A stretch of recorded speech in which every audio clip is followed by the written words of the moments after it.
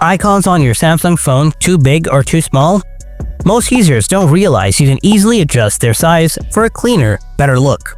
In this video, I'll show you how to change the icon size on your Samsung phone. Let's change the icon size right now. So, first, open up the Store app on your Samsung phone. Then install the Good Lock app. Next, tap the Play button.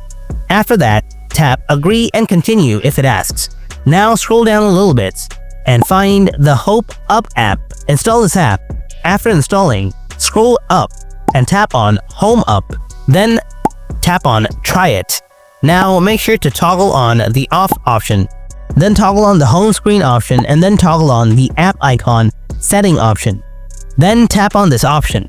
Here you can see a preview of your icons. And under that, you will see a slider for icon size. If you slide this to the right, the icon size will get bigger. And slide this to the left, your icon will be shorter like this.